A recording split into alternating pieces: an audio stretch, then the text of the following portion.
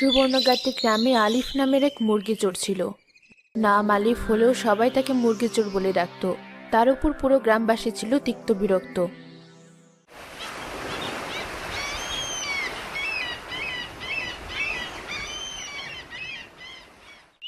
কি ব্যাপার, তুমি এখনো ঘুমাচ্ছ কেন? তাড়াতাড়ি ওঠো, বিছানা ঘর পরিষ্কার করব। সারা রাত জেগে এই বাড়ি ও বাড়ি থেকে মুরগি চুরি করা আর সারাদিন পড়ে পড়ে ঘুমানো। এখনই ওঠো, না হলে কিন্তু মাথায় পানি ঢেলে দেব। তোমার কি সমস্যা? সেই কখন থেকে চিৎকার চেঁচামেচি করছো? একটু শান্তিতে ঘুমাতেও দিবে না নাকি? কত সুন্দর একটা স্বপ্ন দেখছিলাম, আর এসে বিরক্ত করা শুরু করে দিয়েছো। চোর তো চুরির স্বপ্ন ছাড়া কোনো ভালো স্বপ্ন দেখতে পারে না। শেষে কিনা একটা ছেঁচড়া মুরগি চোরের সাথে বিয়ে বসেছি। এখন মনে হয় গলায় দড়ি দিয়ে মরলেও পারি। তুমি একদম আমাকে ছেঁচড়া চোর বলবে না। আমি মুরগি চোর হলেও আমার আদর্শ আছে। আমি কারো বাড়ি থেকে মুরগি চুরি করি না, বড় বড় খামারিদের খামার থেকে মুরগি চুরি করি। ভুলে যেও না, তোমার বাবা মানে আমার শ্বশুর একজন গরু চোর ছিল। আমার বাবা গরু চোর ছিল, তোমার মতো ছেঁচড়া মুরগি চোর ছিল না।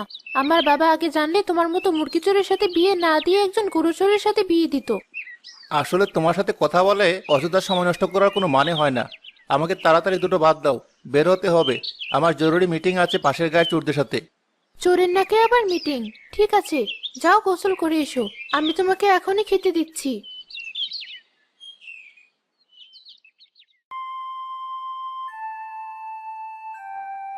কেরে মুরগি চোর, এত তাড়াহুড়া করে কোথায় যাচ্ছিস?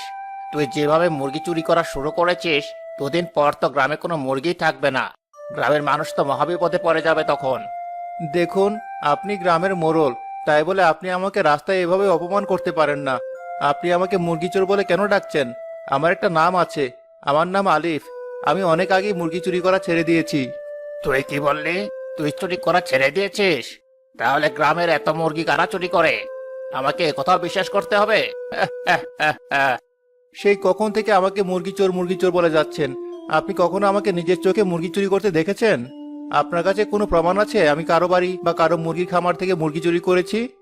এটার কোনো প্রমাণ আমার কাছে নেই, কারণ তুই চুরি করিস কিন্তু কোনো প্রমাণ রাখিস না। তবে মনে রাখিস, চোরের 10 দিন আর গৃহস্থের 1 দিন। তোকে শুধু একবার হাতে নাতে ধরতে পারলেই হলো, কাচের সাথে উল্টো করে ঝুলিয়ে রাখবো। শুনুন, গৃহস্থের সে একদিন কোনোদিন আসবে না। আপনি আমাকে গাছে উল্টো করে ঝুলিয়েও রাখতে পারবেন না। যদি পারেন আমাকে চোর প্রমাণিত করে দেখান। আমি কি দেখাতে পারি আর না পারি সেটা নিয়ে তোকে ভাবতে হবে না।